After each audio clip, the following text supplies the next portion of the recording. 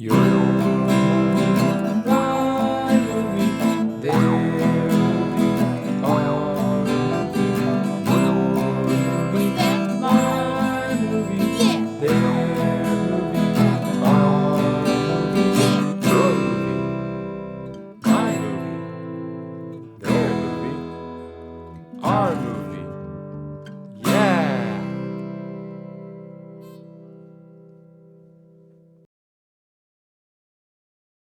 Hi, and welcome to Your Movie, My Movie with Dan and Steve. I'm Dan. And I'm Steve. This is a podcast where one of us picks a movie to watch and we discuss it. In this episode, we're talking about one of Dan's picks, the 1984 movie Paris, Texas, starring Harry Dean Stanton, Dean Stockwell, Natasha Kinski, Aurora Clement, and Hunter Carson. Was written by L.M. Kit Carson and Sam Shepard, and was directed by, I hope I get this right, Wim Wenders. I think it's Wim Wenders, but I don't know. Wenders. We will be talking about spoilers, so if you want to watch the movie first, now's the time to do so. But before we talk about the movie, Dan, who would you recommend this for? I should be prepared for these, because you ask them every time. I ask him every time. I recommend this movie for people who love the art of cinema as an image medium, and for anyone with daddy issues, I guess, and for the loners out there, basically the misanthropes. Yeah, I think. Yeah, who is that? Is that okay? What do you think? Who would you recommend this movie for, Steven? Who would I recommend this movie for? Yes. I have no idea. You can say no one. You can say you wouldn't recommend it to anyone. No. It's not a bad movie at all. It's not a bad movie. It's just... Ah, man. It doesn't fill any one niche. It's an entity unto itself. So, oh man, I definitely recommend it to cinematographers. This was a really good, this movie was very well shot. I recommend this movie to actors. If you're in the film industry, you should watch this movie. I guess that's what I'm saying, for sure. Yeah, if you're really into movies, you should absolutely watch this movie. For sure. I didn't realize, maybe I had learned it but forgotten it, but I did not realize that Sam Shepard wrote it. And I was like, I saw the intro credits and I was like, that makes so much sense, because I've only watched this movie once before. But learning that explained a lot of things about this movie, because at times it does feel like a play almost. Or just the scene lengths, and one scene especially is incredibly long. Movie scenes aren't typically that long. Indie scenes in movies are probably longer, indie movie scenes, because the scripts are just a little different than bigger budget Hollywood movies. And they're catering to a different crowd. They're catering to a different audience as well. Yes. Yeah. And the producers are okay with that. I agree with your recommendation, though. Okay. Thank you. Yeah. Yeah, it's amazing. It's amazing that Sam Shepard, I know that he's such a great actor. And he's also a great screenwriter. But he was also in the movie Stealth. I have no idea what that is. Oh, man. We're definitely going to watch Stealth at some point. And I'm going to apologize to you right now. But yeah. Okay. This reminds me because we picked this movie because it was on my list, first of all, but also because I'm doing a Robby Müller marathon. Right. You were doing an Emilio Estevez marathon. Yeah. Or, Sheen family, or whatever you want to call it. And so this is my second, because Repo Man was our branching off point. Yeah. And it reminds me of a game I used to play with my best friend growing up, or one of my best friends, Noah. We would play a game where we would pick two completely different movies and try and, connect them with actors or directors and things like that. Well, there's 6 Degrees of Kevin Bacon. Exactly. Exactly. Is that a thing already that people play or do? That was a huge thing, starting way back in the 2000s. Oh, okay. I guess we didn't realize it was a huge... It's okay. I didn't realize it. Maybe Noah already knew. But anyway, we would spend hours just doing that for fun. Mhm. And it reminds me of that. Just, it's interesting how, because we could go off on another tangent of Sam Shepard stuff, Mhm. but I don't know as much about Sam Shepard. But Mhm. I mean, I don't know much about Robby Müller either, but I'm more familiar with Robby Müller's work.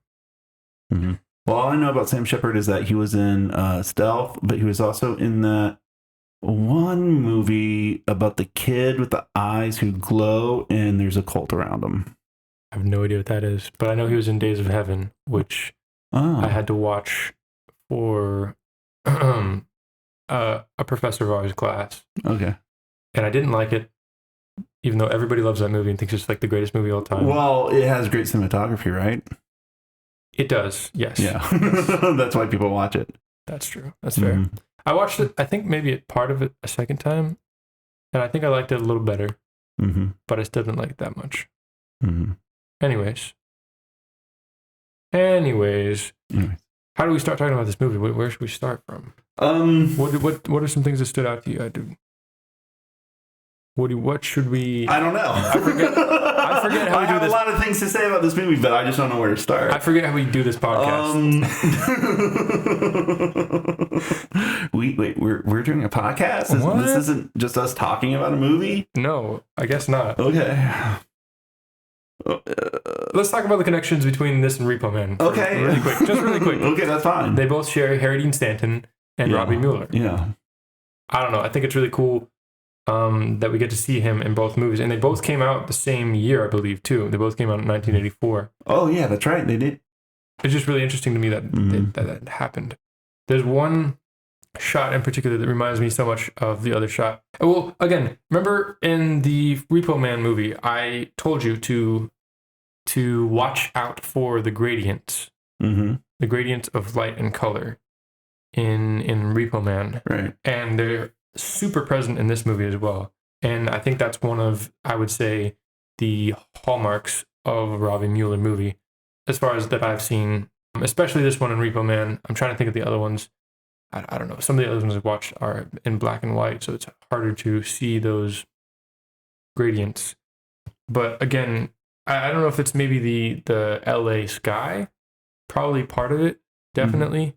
But there's just so many of those shots where it's just, it goes from this sort of blue-gray into this deep red or orange when sunset shots. There's a lot of them in here. And it's not like other people's golden hour shots, I wouldn't say, because I don't know, it's just I just don't usually see any other shots like these in other people's movies. I mean, they're there, I'm sure, but these just feel so special to me somehow. Like he's just capturing this different kind of glow. And the blue hour shots in this movie are incredible as well. It's almost like he waits longer and lets it get darker. I think that might be what it is. For other people, they use sunset shots whenever it's still pretty bright, but he lets it get almost like it's nighttime, but you can still see the glow. And I think it's beautiful. It reminds me of Sicario, whenever their soldiers are going down into the tunnel. Anyways, I just love those little gems in this movie. I mean, there's a ton of gems, but those are the ones that are flashiest, I guess, and they just stand out to me the most. And they just feel so special every time I see them. And they are at pivotal points, I would say, in the movie. Probably should have written them down each time I saw them, but lovely. And it's one of my favorite shots from Repo Man is whenever, I forget what his name is on the tracks. Emilio Estevez's character is on the tracks, drinking beers after, I guess after his girlfriend dumped him in the beginning. I remember that scene. Yeah. Just gorgeous shot. Yeah, so that's what I wanted to point out at this. And also the colors in this were incredible. And very vibrant. Yeah, the more this is the second time I watched it. So the second time around, I realized, I guess, how carefully selected the places and the art design was. Oh yeah, there was major art design in this, and you can tell. Yeah, especially like in the very last scene. Yeah, yeah. I think a ton of scenes. Yeah, it's just great. But do you want to talk about the opening for a minute? Yeah, so, I mean, like the first thing that popped as we were watching this movie is that this was a German and French co-production. Yes. Which really colors this movie. I mean, it really does. Yeah. Mm-hmm. Now, is the cinematographer, what's his name? Robby Müller? Robby Müller, is he German? I believe so. Okay. Robby Müller and Wim Wenders, I believe, were working together in Germany. Okay. And then, came to the States to work on this, I believe. Mm-hmm. I don't know how it worked. I didn't do any research, I'm sorry. Okay, no worries. They had films before this that they had done together in Germany. So yeah, Wim Wenders was a German filmmaker, and he made some awesome movies in Germany. I'm going to probably show you one of them at least. I actually haven't watched a lot of his movies, but he is pretty much world renowned. He did a lot of road movies. Oh, interesting. So this one kind of has the same road movie type feel. Mm-hmm. But yeah, they started out together, I think, or at least worked together for sure. This movie, it's not Hollywood at all. No, absolutely not. Nothing Hollywood about this movie. The thing I noticed the first time watching it and the second time is that the structure is very weird because. Well, it's a 3-act structure. I mean, that's the closest thing to Hollywood that it is. But it's like each of the 3 acts is almost like a different movie in and of itself. And this movie goes by so slow that it can feel like 3 different movies all in one. It does. I mean, yeah, this movie, it's very close to the George Washington scale. It's very close. Really? Oh, man. Not in a bad way, but just in like how slow paced it was. Yeah. But I mean, I enjoyed watching this movie. I really enjoyed it. That was what I forgot to ask you in the beginning. Yeah. Yeah, I do kind of like watching this movie, but I just know that anytime I watch this movie by myself, I'm going to fall asleep. Yeah. And that's fair. And that's valid. But it's not a bad movie. It's not a bad movie at all. Yeah. I could tell you liked it. Some at least. Yeah. And, the dialogue wasn't as jarring as George Washington is. Although, I mean, it has a little bit here and there. It does. But that's what I expect from an Indian movie moneyed by the German and the French. Yeah. Well, also written by a playwright, too. Playwrights like to go off the handle a little bit and go all literature professor. You don't say. Oh, you mean people in theater think they're so better than filmmakers? What? I watch Birdman, with Michael Keaton. Birdman's so good. I have issues with that movie. I have a lot of issues with that movie. That's fair, but I watch movies based on how I feel watching them, the journey of the film that they take me on. Or whatever. I understand, and the journey was great on that one for me. Yeah, but I try to look at like the message that sends, and the message that movie sends is fucking bullshit. What is it? Kill yourself? Well, no. Well, no. The message from that movie is it was the fans and it was Hollywood who gave up on Michael Keaton. When the fans did not give up on Michael Keaton. The fans always, knew Michael Keaton. Fans never gave up on him, and fans didn't demand that he only play one role. That's the fucking Hollywood producers. That's their bullshit. And that's why I kind of don't like that movie. Gotcha. But I mean, because, it shits on genre movies and it shits on superhero movies. And, I'm not a super big defender of superhero movies. I'm not. But even so, I don't think that they should be talked about as the lowest of the low. Yeah. I don't think they should be, talked down to as much as they are. That's fair. So, I think they deserve some of the talking down too, but not the whole genre itself. Right. Because it's like the Western. You had a lot of terrible Westerns. Yeah. That were just lowest common denominator, shoot 'em up. But nobody writes articles about, nobody wrote articles at the time like, oh my God, there are so many Western movies. When are the Western movies going to stop? When are we going to get more than Western movies? You know what I mean? I guess. Oh. I don't know. I didn't read a lot of articles from that. Anyways. That's a different movie. Anyways. That's a different movie. So yeah, Sam Shepard. Playwright. Mm-hmm. He wrote. He's famous for being one of the greats as far as American playwrights, and I think this movie talks about America in a weird way. It is a very Americana movie. Well, it definitely talks about the West. Yeah. For sure. Yeah, for sure. I mean, it's so funny because like I once took a road trip from Florida to LA. Mm-hmm. So it's like, like I drove across Texas and New Mexico and Arizona and then to California. And it's funny because to get to LA from like the South like that, you have to go into a San Bernardino. So that's, and they mentioned, you're in San Bernardino? Well, yeah, because they're going to Texas. So you have to drive, all the way across, to San Bernardino, and then you drive north up to LA. And when you get when you get to LA, you get on the freeway.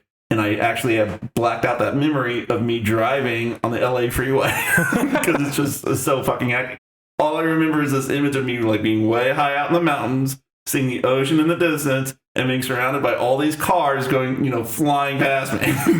And then somehow I wound up at my hotel. Sounds mythic. Well, it's something all right. It's something all right. I'm almost hesitant to get into this movie because I don't know where to start, and it's because the movie's so big, it feels, Well, I mean, okay, well, let's take it down to its three components, like the first act, the second act, and the third act. Okay, yeah, let's do that. Because the first act, it begins like, here's what I've written down in my notes, okay? Yeah. It begins like Forrest Gump. It quickly becomes Rain Man, and then it turns into Fetching Cody. And that's what this movie is. And this movie was definitely made before Forrest Gump and Fetching Cody. I don't know when Rain Man was made, but this movie is definitely a better movie than Rain Man. At first, I was going to say, like, this movie, like, who I'd recommend this to, is for people who want to watch Rain Man, but with, like, better acting and cinematography and everything else. But this movie is more than just Rain Man. So, yeah. The beginning... They pack a lot into this movie, even though it's, like, 2 hours and 20 minutes long. 25, yeah. 25, yeah. There is a lot in this movie. Yeah. I'm frazzled brained. I don't know. Like, this movie, again, feels like a Western in the beginning because you start out with the classic skylines of, like, John Ford Western. Do you have... Yeah, big mesas and, canyons, and it's all reds and yellows and golds and browns. And we get a helicopter shot to start off, and it's just zooming through these dreamily almost. And then we come around this, I guess, mesa, and we see like a black figure with a red hat. Mm-hmm. And, you kind of, I forget if we come in or not. No, I think we look at the hawk. The hawk. Yeah, it gets to a hawk landing, looking at the guy, and then we look at the guy. Yeah. Yeah, and the colors in this movie are just so vibrant. Yes. The colors are incredibly vibrant in this movie, all throughout this movie. Mm-hmm. I was like really amazed by that. They did such great, color grading all throughout this movie. Yeah. Yeah. Mm-hmm. It doesn't feel like it was made in the 1980s at all. No. I mean, like in regards to like the filming, the film technology to me. Yeah. I think again, that is how do you say it? Attributed to Robby Müller's lighting. Yeah, absolutely.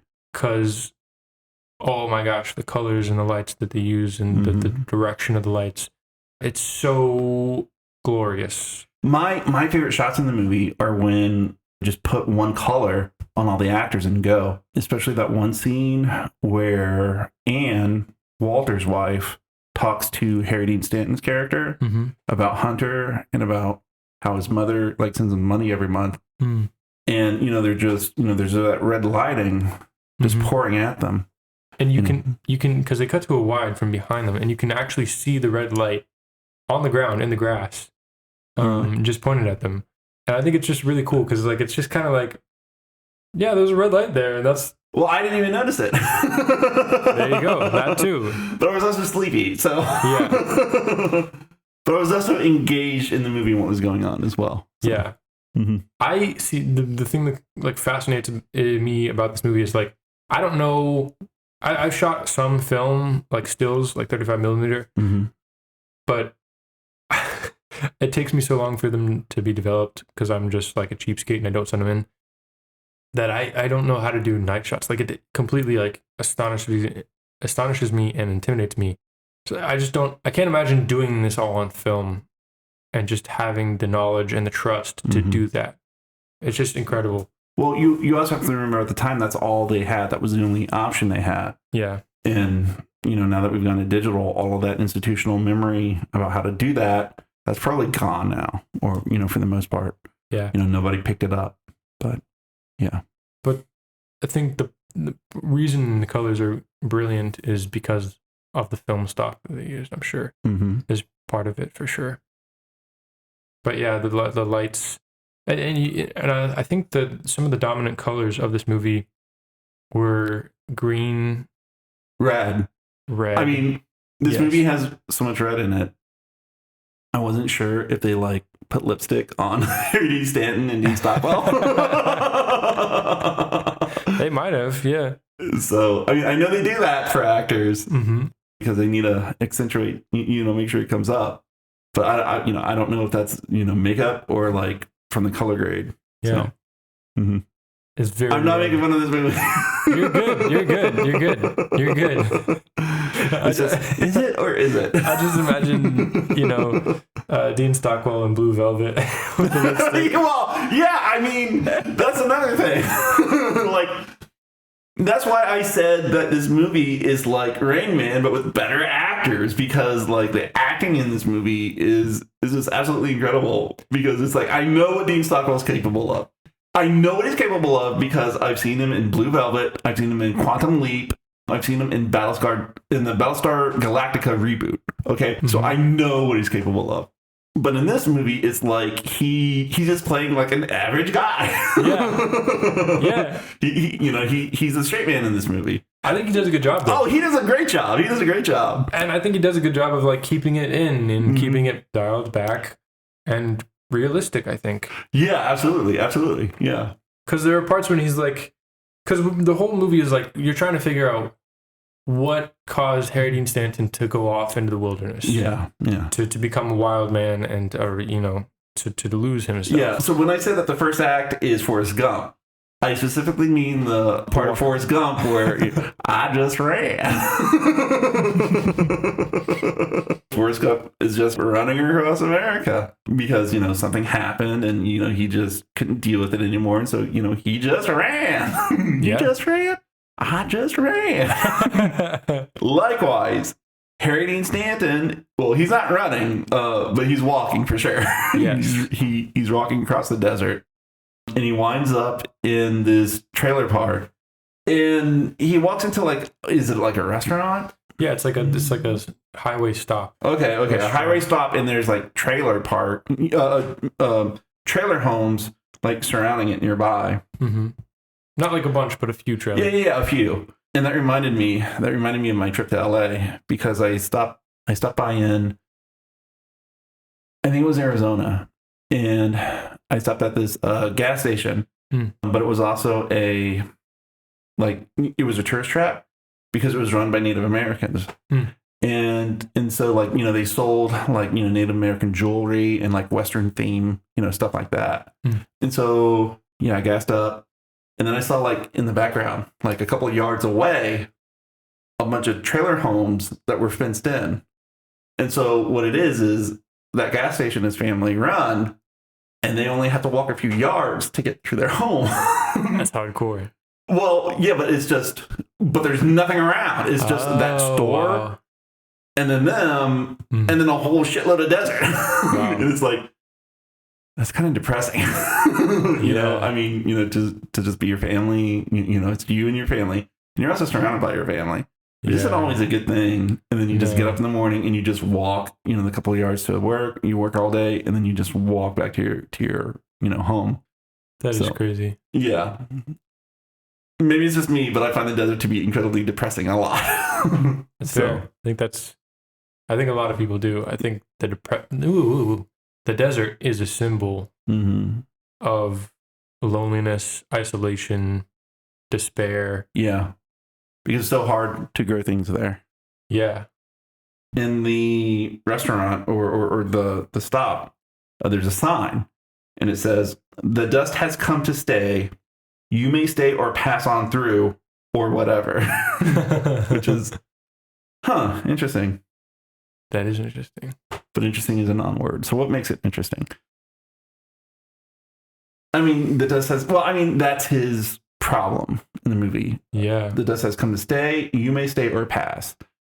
Right now he's staying because he hasn't gone through, he hasn't processed the thing that has set him to walking. Yeah.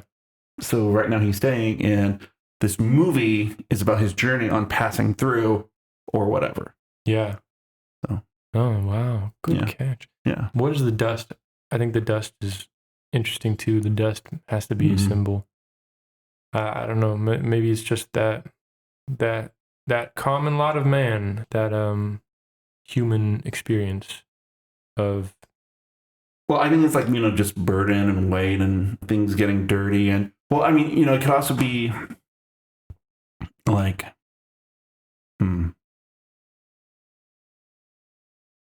like things not being what you expected, because that happens a lot in this movie. Yeah. Like a lot of unexpected things happen. And so it's like, you want something that's nice, but then the dust comes in. And then you have to keep it clean and maintain and all that. The tragic reality in a way. Yeah, absolutely. Yeah, for sure. The thing I thought about this view through was freaking Walt and Anna's characters. Yeah. They get the shit end of the stick in this movie. Yeah. Like, my goodness. Yeah. So what happens is, so we can catch up the audience. Yeah. If they haven't watched it and they don't care about spoilers, is that Harry Dean Stanton character, we don't know who he is. He goes into that place and then he collapses. And then he collapses because he's looking for water. Yeah, he's looking for water. He grabs a ice cube out of the freezer and he eats 2 ice cubes and he grunts and he collapses. Yeah. Yeah, and then they take him to a German doctor. He's the shadiest fuck ever. Yes. And so he finds a piece of paper in his pocket that says Walter R. Henderson with the phone number on it. Mm-hmm. So he calls the phone number and you find out that Walter is not Harry Dean Stanton, it's Dean Stockwell. Mm. And Dean Stockwell is Harry Dean Stanton's character's brother living out in LA. And he's married to a French woman. I'm assuming Aurora Clement is the actress. Who is Anna in the movie? Right? Yeah. Anna. Yeah. And so, so he explains to her that he has to go out and, they finally find him after 4 years because apparently he's been out of their lives for 4 years and they didn't know what happened to him. And so he takes a plane from LA out to South Texas, rents a car, and, eventually gets to the little village of, what is it? Terlingua. Yeah, that's the place. Mm. Yeah. And so, he meets the doctor, and Walter, played by Dean Stockwell, he's like, so where's my brother? And the doctor's like, well, it looks like he's been, he's been hanging out with some hard company. Mm. And he's like, well, you're not going to get to see your brother until we get our reward. Mm-hmm. So Walter has to pay him. And then he's like, well, your brother's not here. He got up and walked away, but he went that way. Oh yeah, here's his things. You can have them. And so Walter eventually catches up with Harry Dean Stanton, who we find out his name is Travis. And all this time, Travis doesn't say a word. When he's with the doctor's like, are you mute? And he just won't say anything.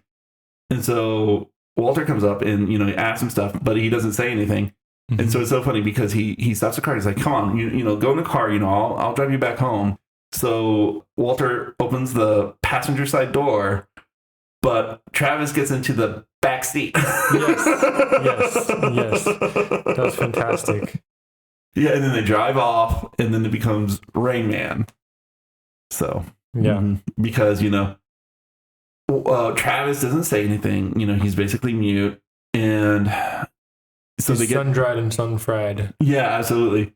They get to a hotel, and Walter's like, you know what? I'm going to get you some new shoes and new clothes, and you'll feel a lot better. Here, why don't you get into the shower?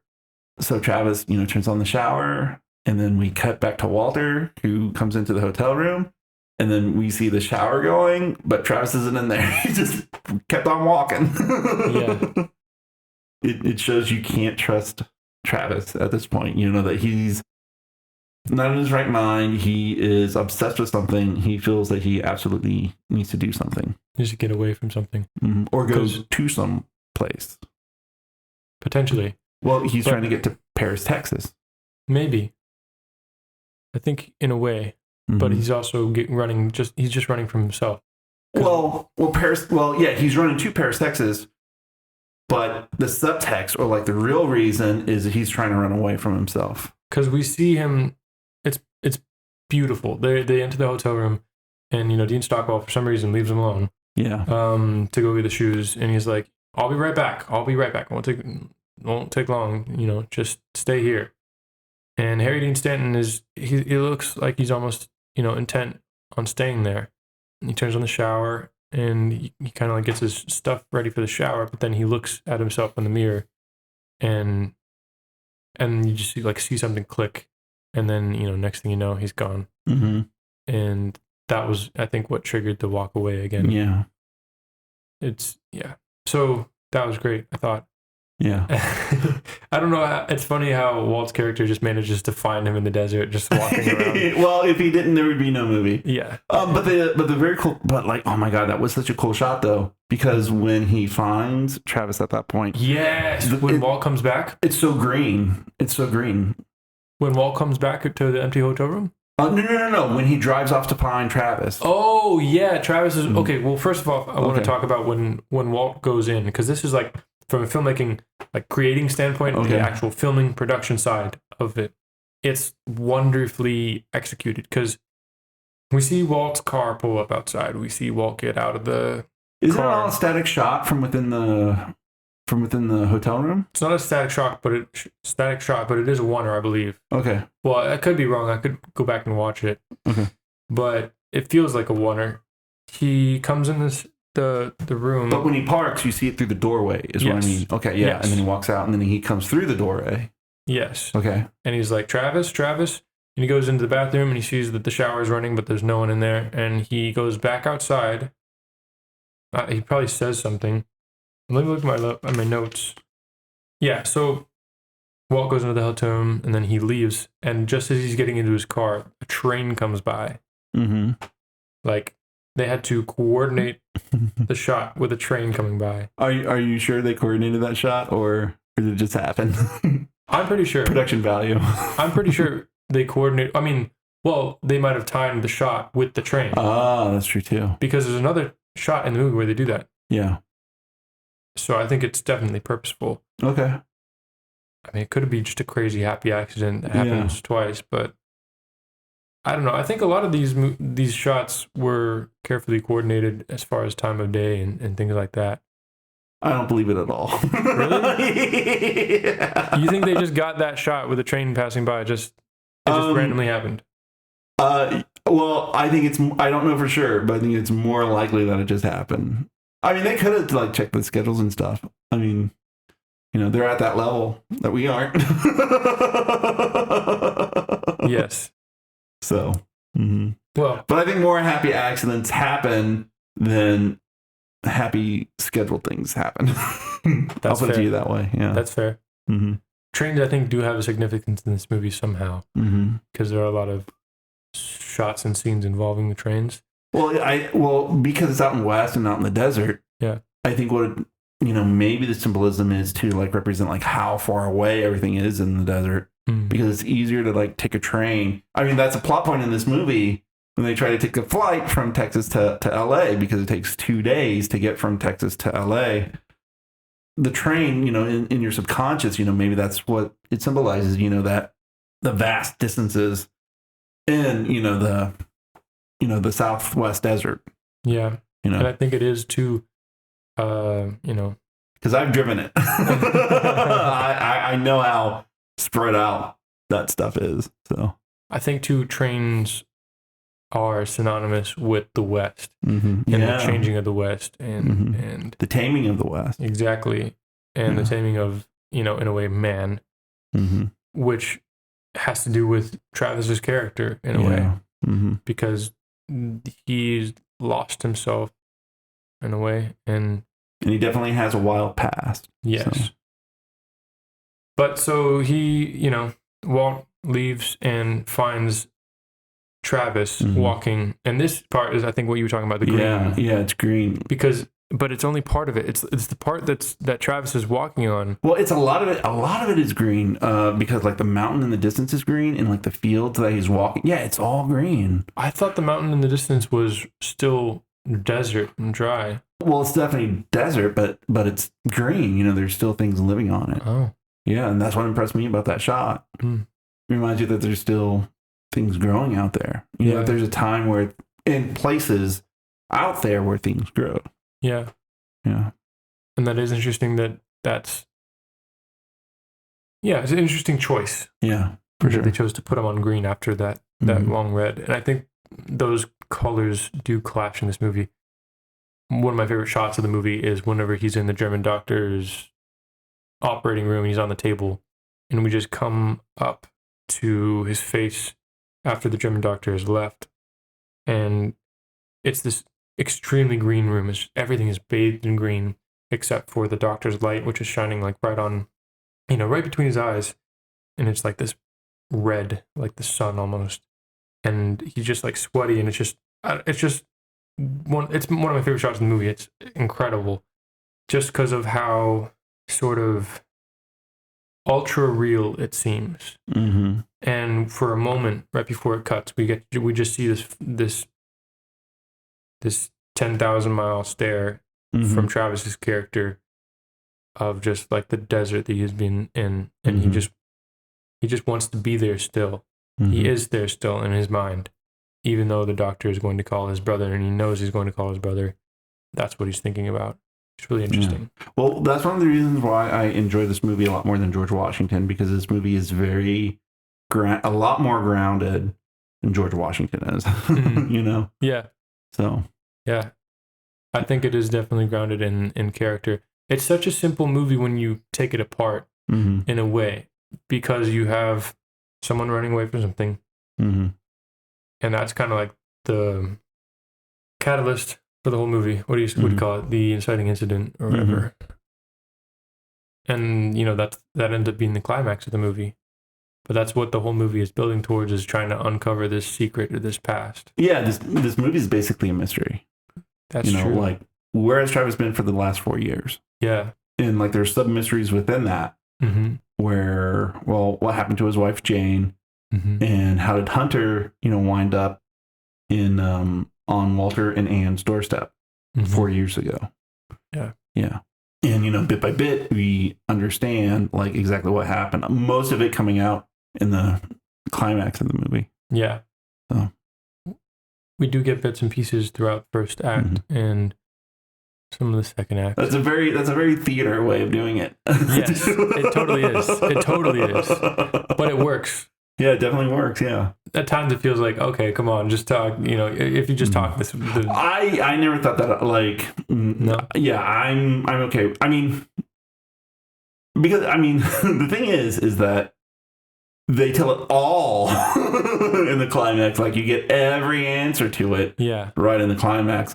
But on the other hand, from the beginning to the climax, it's just one character moment. It's just one character moment after another character moment. Yeah. Building up to it. Because like in normal mysteries, we get a clue here, we get a clue here, we get a clue here, we get a clue here. And then by the end of it, we can all piece it together and figure out what happened.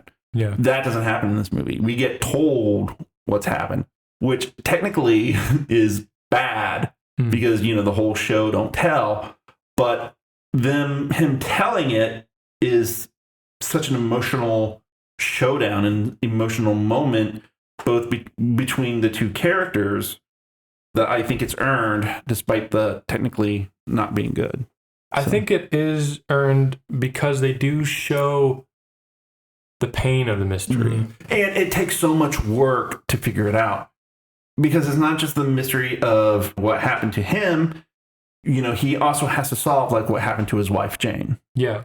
So, and that becomes a mystery in and of itself. And like, that is a very tense moment. Yeah. Yeah.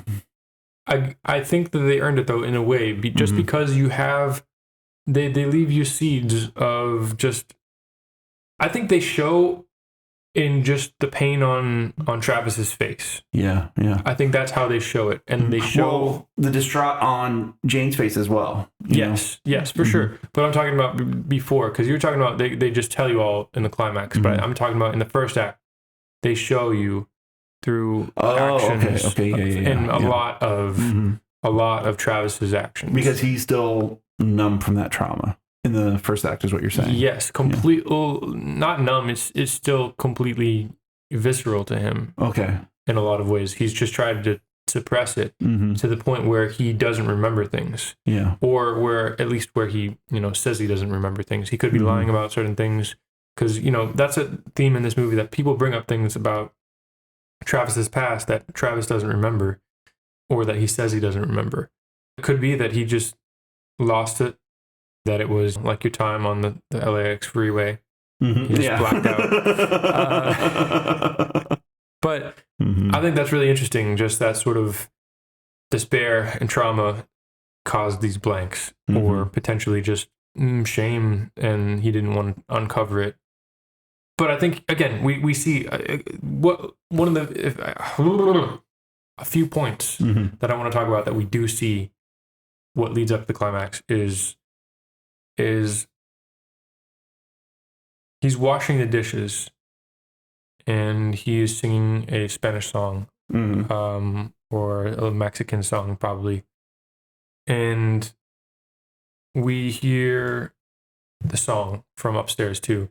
And we see Anna wake up in bed, and she opens her bedroom door further so she can hear the song more.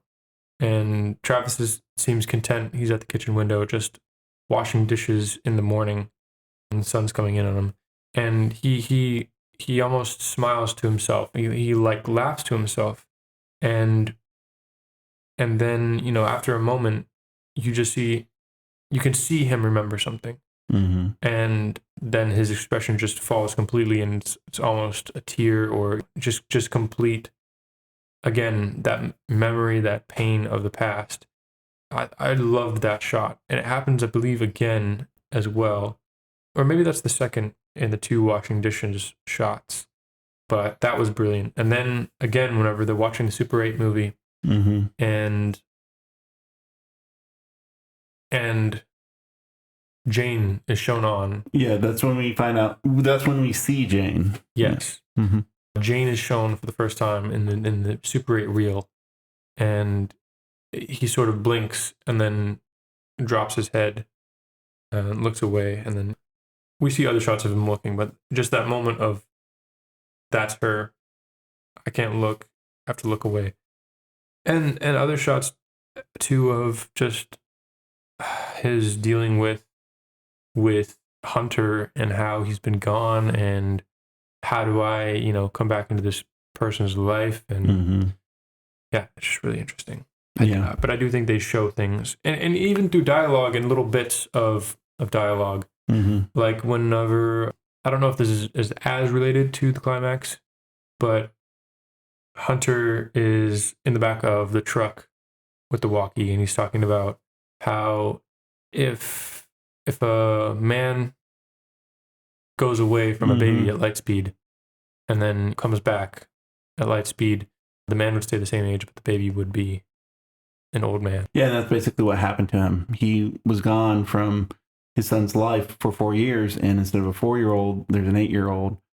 And, you can see the consequences of that when... So, we're getting a bit ahead of ourselves. Yes, we are. Sorry. No, that's fine. It's fine. Because, what happened earlier and the reason why I call it Rain Man. Have you seen Rain Man? I have. My dad loves that movie. Okay. Okay. So, the exact same thing happens. They, Walter, he wants to get home fast. So he books a ticket for him and Travis to get on an airplane. They get on the airplane, and then apparently Travis freaks out. We don't see it on camera. We just see the jet, start to taxi. Then it stops, and then Walter, and we hear off screen the stewardess and Walter talking, and then we see Walter and Travis walking down, walking out of the jet on the tarmac, and then they have to rent a car, but for whatever reason, Travis can't have just any car. He needs the exact same car that Walter drove before.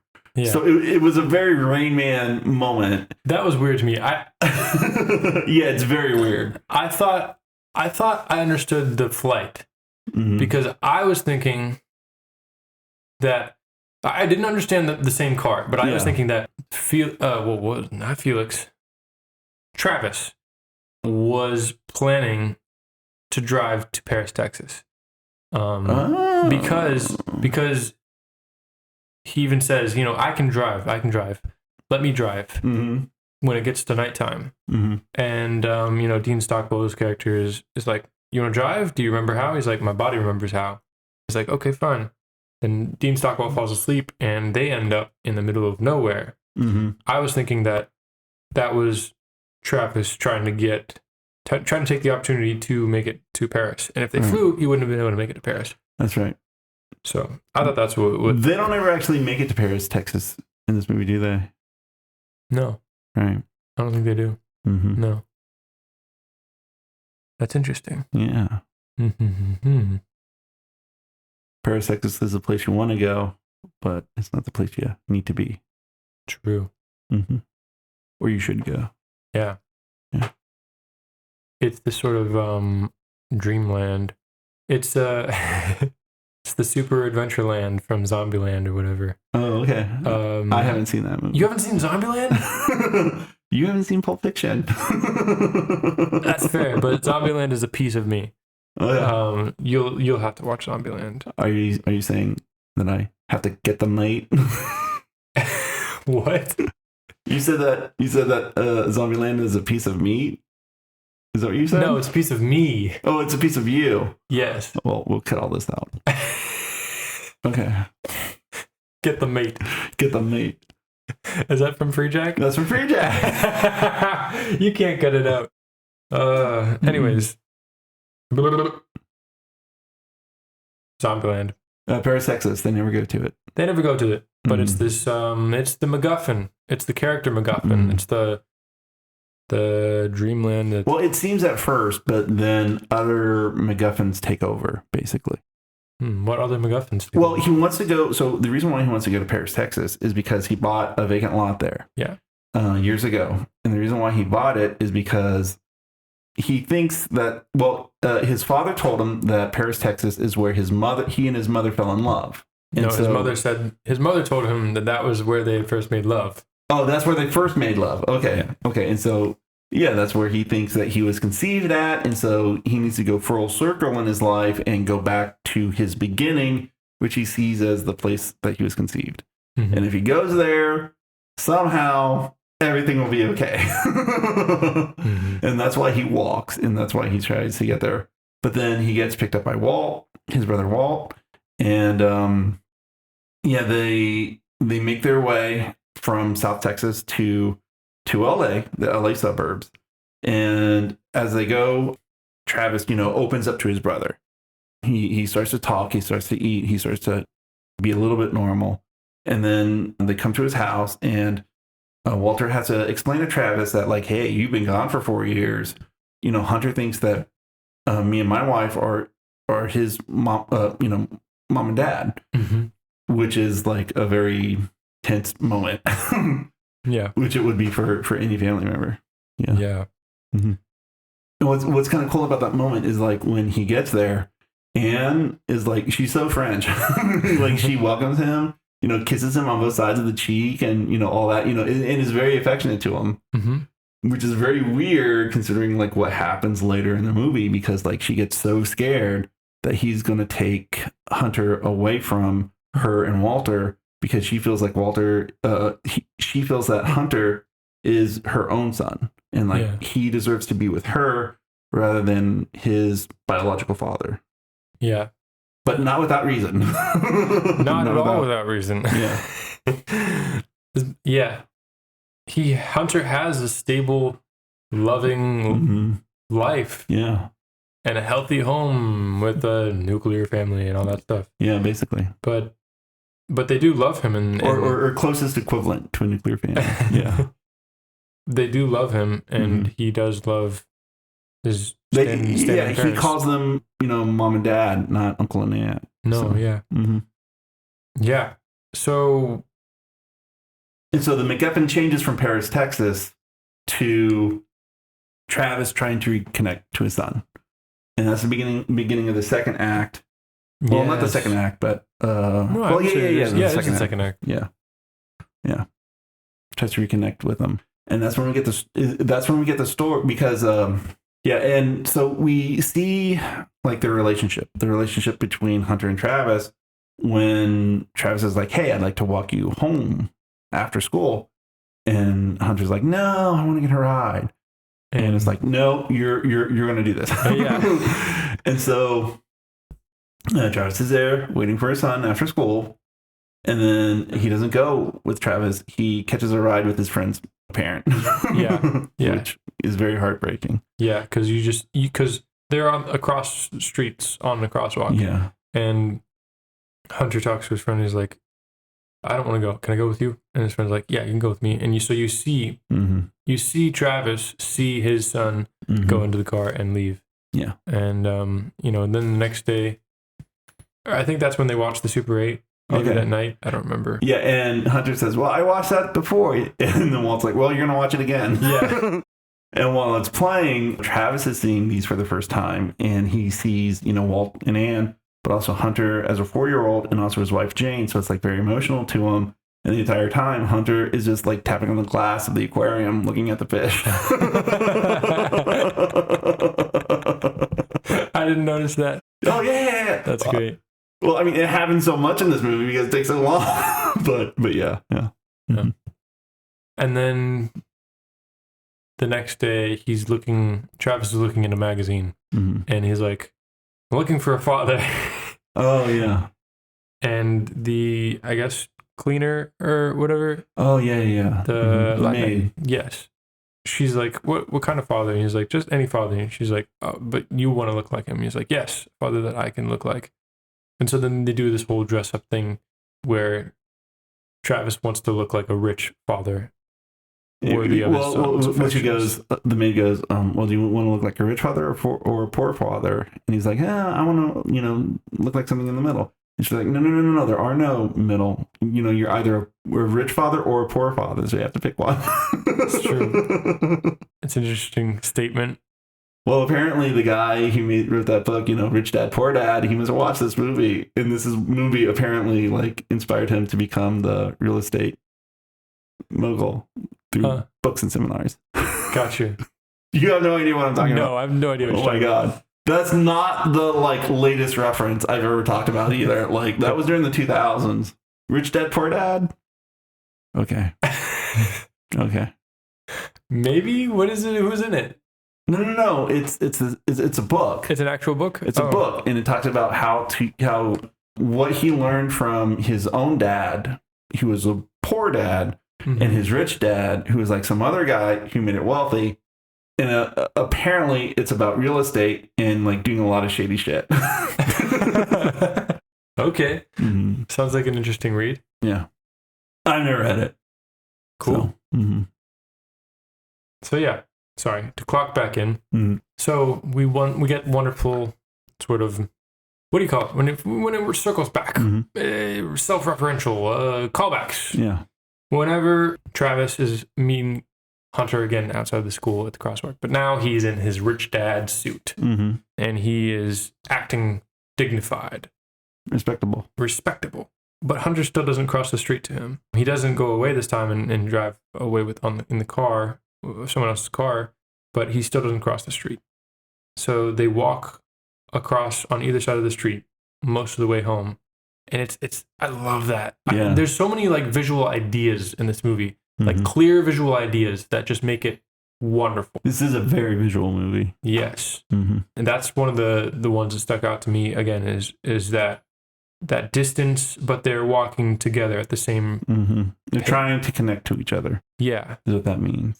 Yeah. They're both making the effort now. And you get like this great, I love it too. I mean, this is just goofy, but Harry Dean is walking and he goes past a bus. And on the other side, he's walking backwards. Yeah. And so then Hunter kind of mimics him, and they do the same things. And Harry Dean trips over a garbage can because he's not looking at where he's going. And so then Hunter does the same thing. He just trips over air.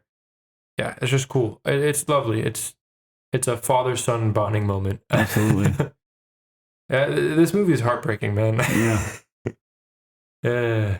Well, then is that when we go to him looking through the photo album, Travis looking through the photo album, and then telling Hunter about his mother and father? Yes, it is. Yes. Okay, yeah. Because they're home alone together. And Hunter's like, "Why are you wearing Dad's suit?" And he's like, "Oh, you said I could borrow it." Yeah. And then they're looking through the not the photo album, and Harry Dean Stanton is sort of filling them in on their family history. And it's the very sort of theater moment, I would say, play moment almost, because we get history about them, which is very interesting history that you don't usually get in movies. It's like it's deep character stuff. Yeah, for sure. Deep character stuff, because he's talking about how his mother, fancy woman. He says something about a fancy woman, and then Hunter asks, "Well, what's a fancy woman?" And then he goes into the story about how his father would introduce their mother as she's from Paris, and then they'd wait, and then Texas. So at first everybody would think that she's like this fancy French woman, but when in fact she's from this little place in Texas.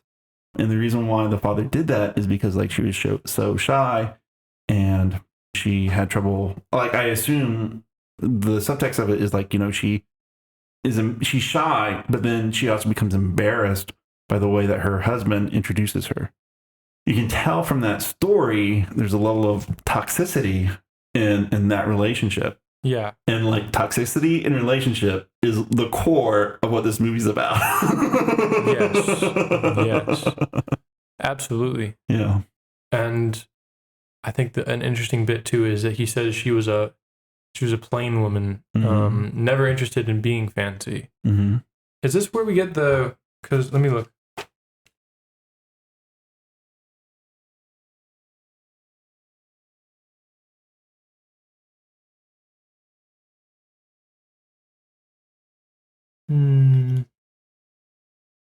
Maybe we're skipping, because I think, was this whenever they were at that laundromat when they were talking about that? The laundromat? Yeah, in the leather couch.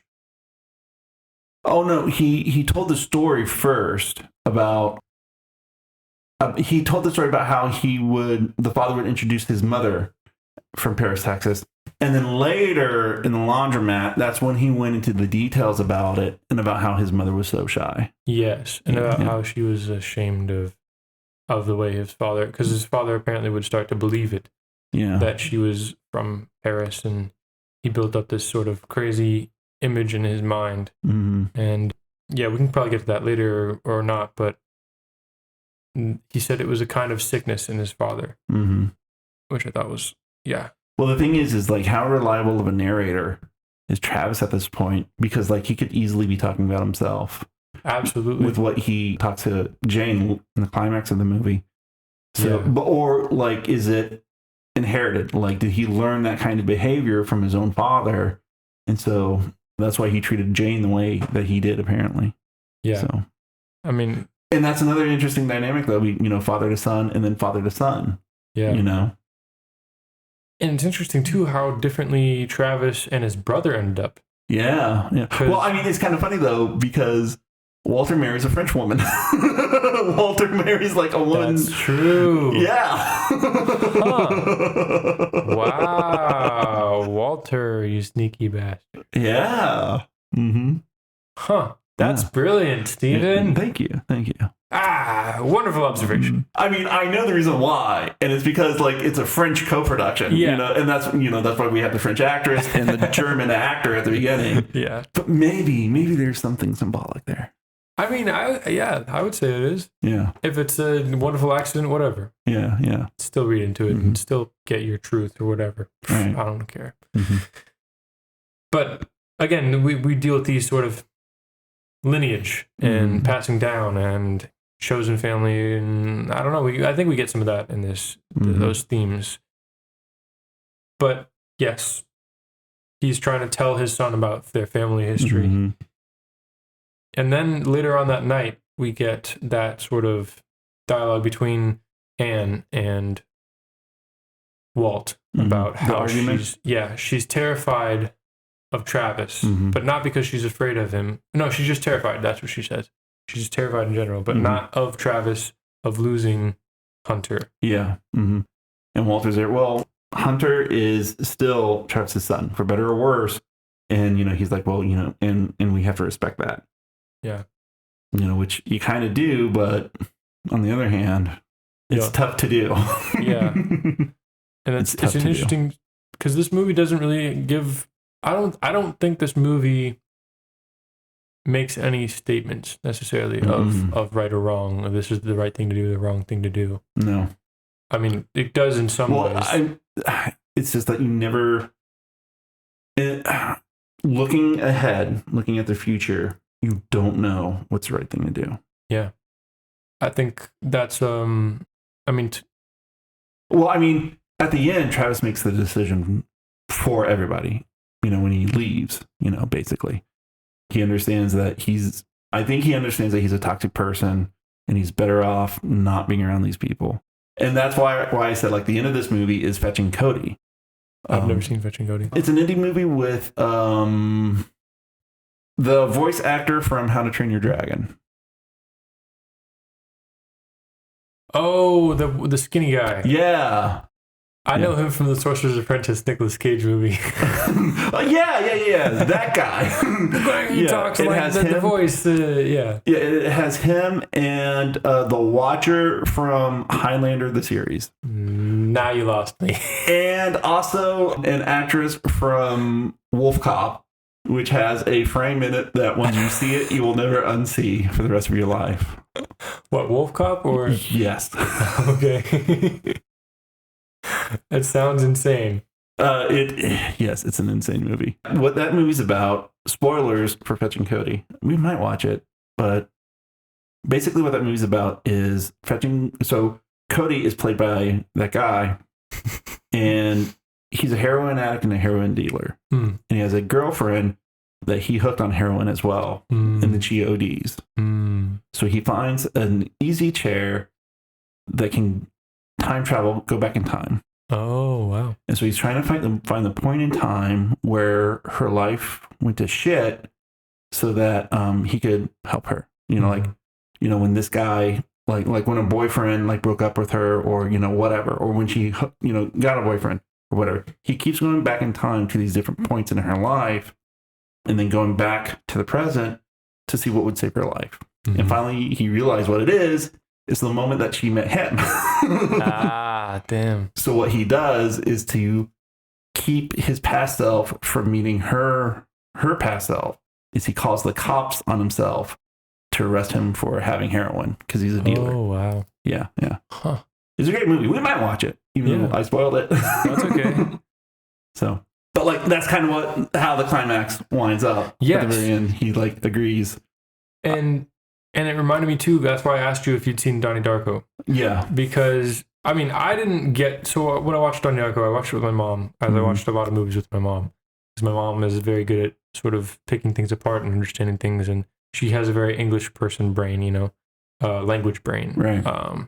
And so when I watched it, I was like, cool movie, I don't understand it at all. That's me with most movies. I'm not the smartest person, but I emotionally understand movies before I sort of actually can analyze it well. Right. But she kind of pointed out that movie is almost about Donnie being, the world is almost better off without Donnie in the end. He lets himself be killed by the jet engine. Yeah. And I think that's, again, similar to, what is it, Fetching Cody? Chasing Cody? Fetching Cody is the name of the movie. Yeah. Fetching Cody and this movie is the decision that you are the problem and that you need to take yourself away from people to help them. Well, in Donnie Darko, and I read this analysis of it. I did not come up with this analysis. I read on the internet. Is that it's not that Donnie Darko is a problem. It's that Donnie Darko is a solution. And so what happens with the time travel chicanery with that is that he is given those few extra days to appreciate his life so that he can like sacrifice himself back in time. And that's why you see in Donnie Darko on the theater where he goes to, one of them, there are two movies playing. I forget what one is, but the other one is The Last Temptation of Christ. And that's apparently, I haven't seen that movie, but apparently like it shares themes of that with that movie where in that movie, Jesus Christ, that last temptation, it shows him what he could have if he doesn't get up on the cross. So Donnie Darko is like a weird version of The Last Temptation of Christ, and Jake Gyllenhaal is Jesus Christ. Nice. But yes, it's all the time travel thingy, and it all fits. That makes sense.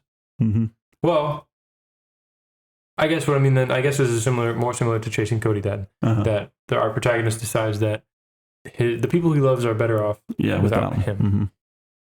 And let's just talk about the climax real quick. Okay, yeah. Because that reminds me of like all the short stories I read in my Fiction 1 creative writing class in Palm Beach State College. How so? It just sounds like a short story. There's a specific one. It's called. Now I'm gonna forget it. It's John Ford. No, it's Henry Ford. What's the guy that created the Ford truck?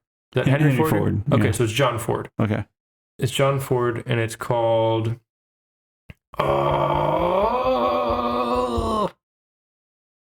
Rock Springs. So this movie, the climax of this movie reminds me of a short story, specifically one, but more than just one. It's just an American short story. It feels so American mythic for some reason. I don't know. Maybe it's just the way it's written. By Richard Ford, Rock Springs. And that is about this person who driving across the country with his, this girlfriend that he met and his daughter.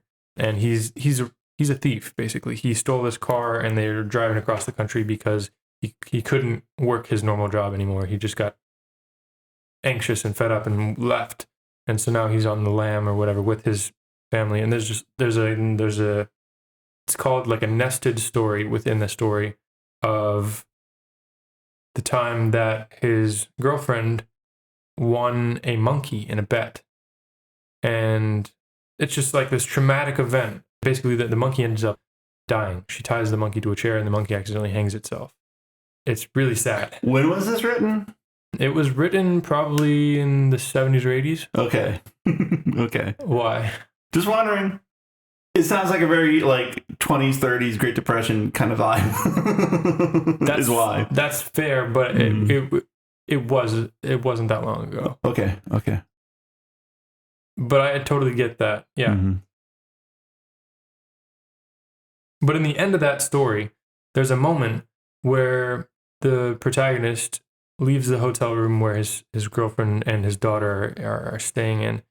And I forget if he's looking back at the hotel or looking in other people's cars or what, but he's looking and he's just wondering what it must be like to be someone else, someone who is not him, who is not this wanderer who can't help but basically fuck things up. Yeah. And I think that's what we get in the last shot is sort of that, but it's also...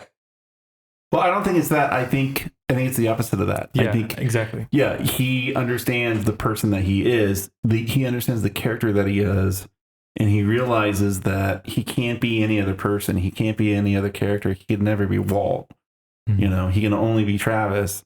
And as he tells the story about how him and Jane met, to Jane, he's like, yeah, we got together and we had a wild time. So, he's obviously like a wild guy. He could never be anything else. Yeah.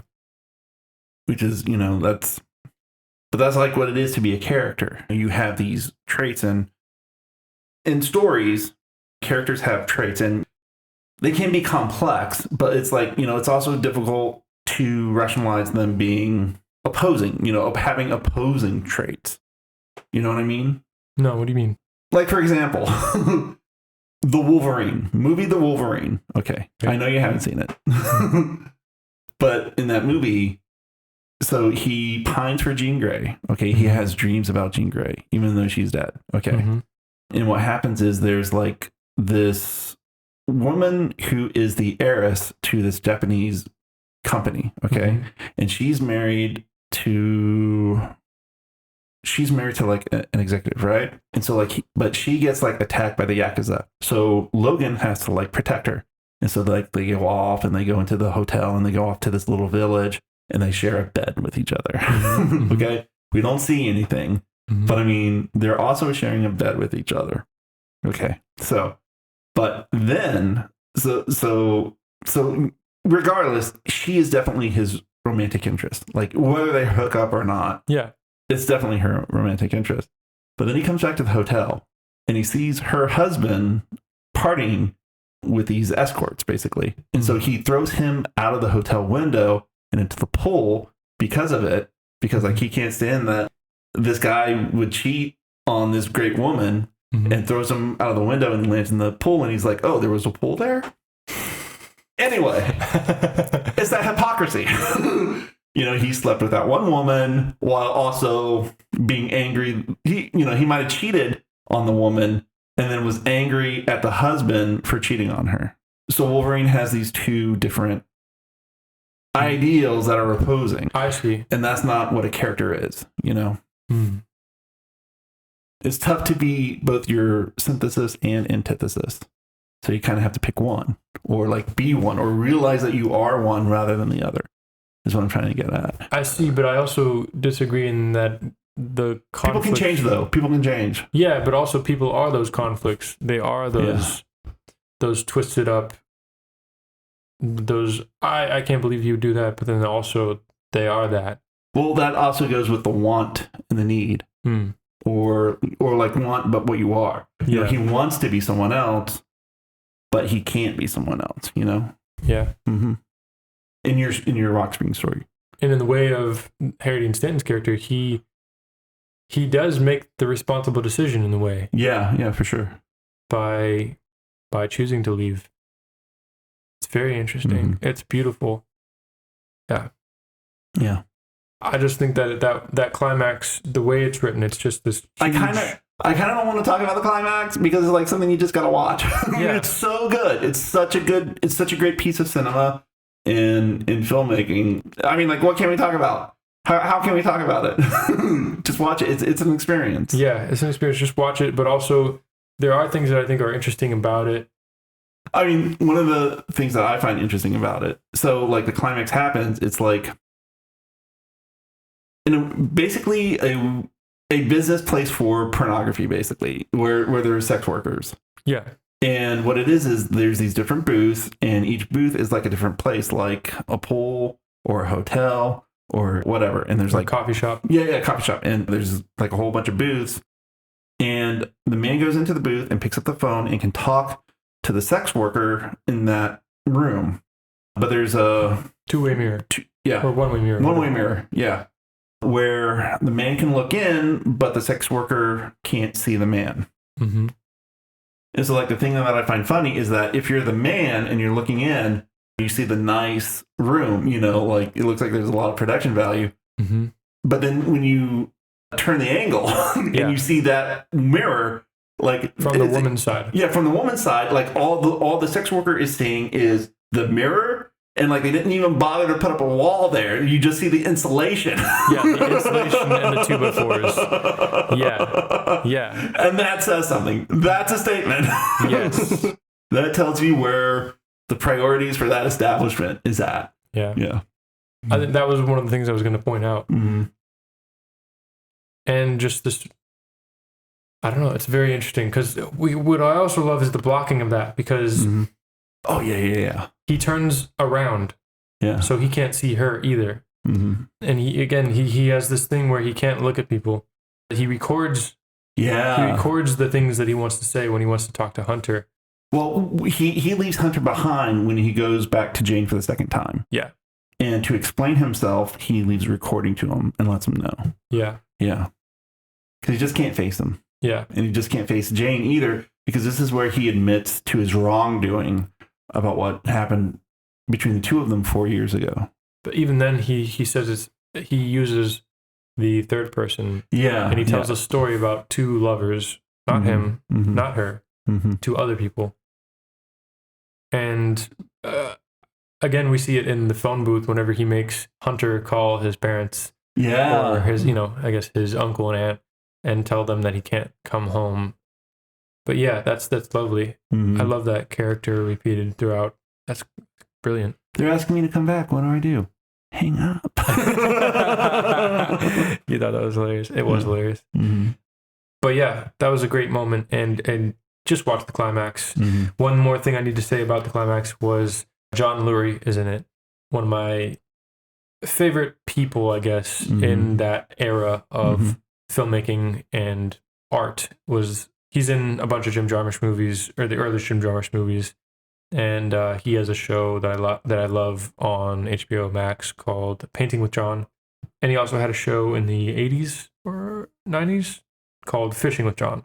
Anyway, he's great. We'll talk about more of him if we watch more Jim Jarmusch movies, but he's in this, and he does a lovely little bit part. He's got the face for a bit part. Oh, he has the face for that character. I'll put it that way. Yes, he does. We got as much of him as this movie needed, for sure. Yes. That'd be great to just have a movie about that character. Yes. Managing that. That'd be great. Yeah. Oh, another thing. Harry Dean Stanton. This is his only starring role, basically. One of his only starring roles. Oh, okay. He does fantastic. Yeah. It's really interesting how...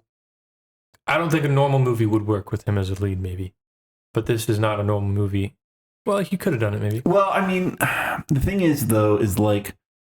I think it's kind of arguable about whether or not he's really the lead. I mean, I know he's the lead. He's also top bill actor, for sure. Yeah. But as you watch the movie... It's kind of tough to see him as the lead, especially at the beginning, because but he carries the movie. Like, he carries the movie, but like all of the other actors are so involved as well. You know what I mean? So you're saying it's an ensemble? It's more like he's always in the scene with somebody else. You know what I mean? Like, he doesn't get all the lines. Like, other people are doing the lines. Yeah. And he's just kind of there.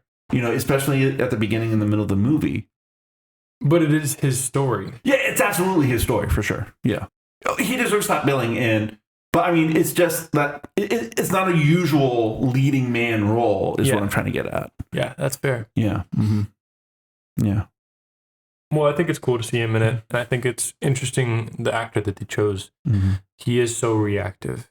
Which actor? Harry Dean Stanton. Oh, okay. And he just is himself. It's just very interesting.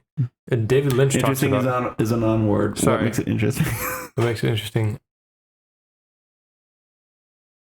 The way he fits... David Lynch has a quote about Harry Dean Stanton that he is one of... I forget how it is. Basically, he has a certain innocence about him. He just is. Yeah.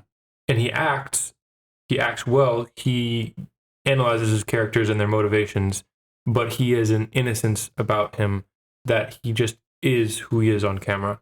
It's honest. Right. He's not hiding. And I've watched some interviews from Harry Dean Stanton on like talk shows and stuff. And I think it was David Letterman, he was on the late night show or whatever. And he was asked if he had any kids, and he was like, "Yeah, I think I have a kid or two." And, no, I think he probably says like one kid. Yeah, I think I have a kid. I'm not in their life. Yeah, and which I thought was crazy because it's like, that's sort of his story, and I just think that's really. He seems like the kind of actor where what he does is when he's giving a character to play, he finds himself in that character. Like, he finds out which aspects of himself are that character and then accentuates his own aspects that fit that character. Yeah. You know what I mean? Absolutely. Yeah.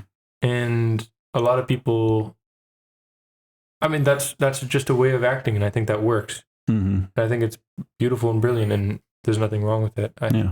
I think a lot of people glorify certain other types of transformative acting, which are, understandable. Also, That's why I love LJ as an actor. I get that. It makes sense. Makes sense. He just says the lines. In the way I want him to. That's fair. Mm-hmm. Yeah. All the acting is great. All the acting is fantastic. Yeah, it's a great movie. Especially with Natasha Kinski. Mm-hmm.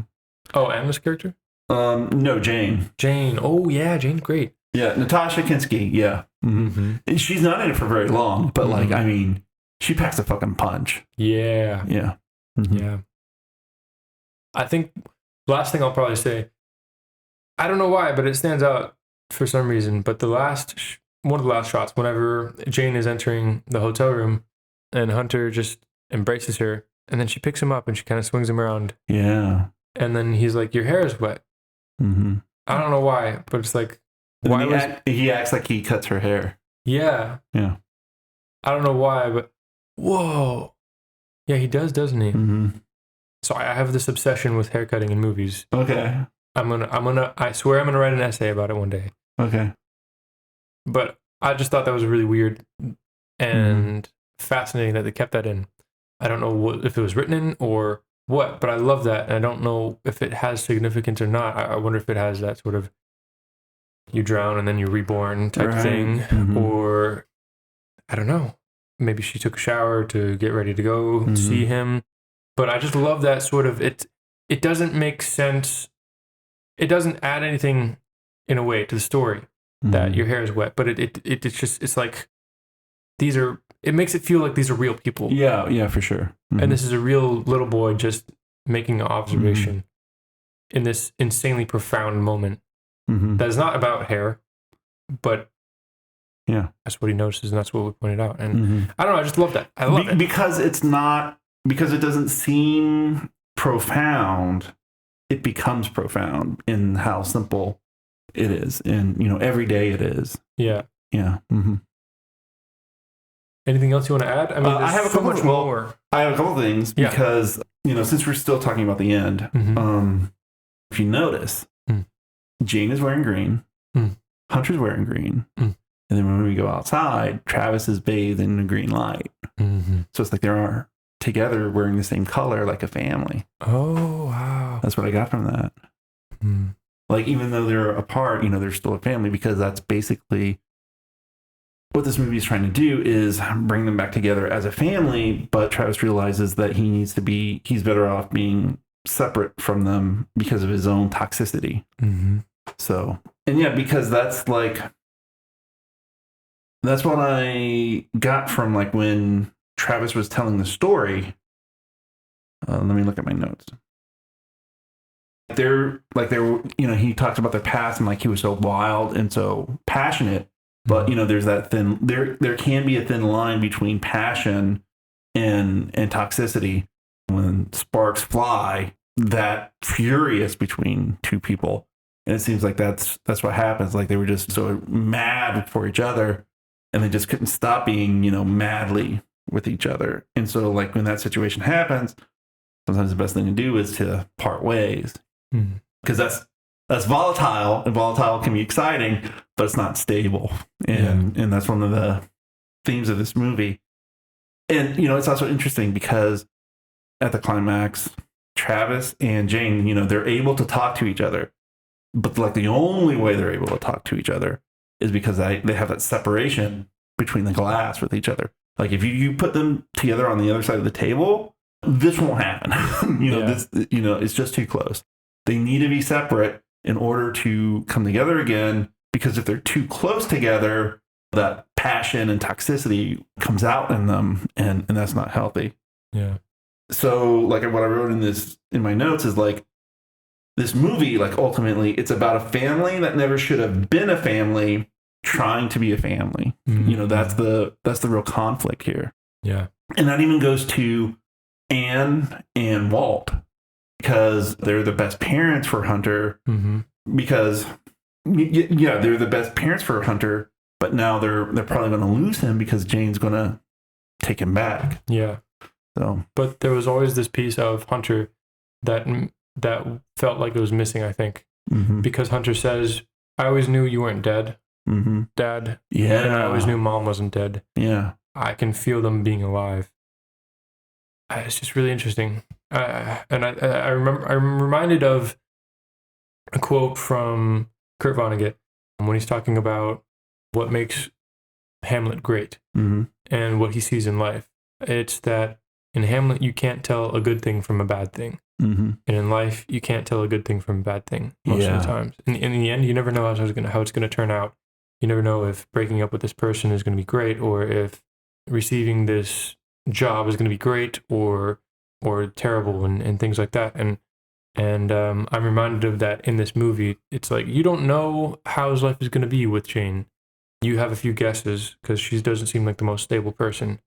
But it's that thing of, do you want a safe life, or do you want the life that you fit into well and that you maybe are destined for, or that calls you in a way that fits you, I think. It's this sort of weird balance and this question, this paradox of life and conflict. And I think that's another thing that this movie brings up well. Yeah, the movie Charlie Wilson's War, it has the parable about the Zen master, which just watch Charlie Wilson's War to find that out.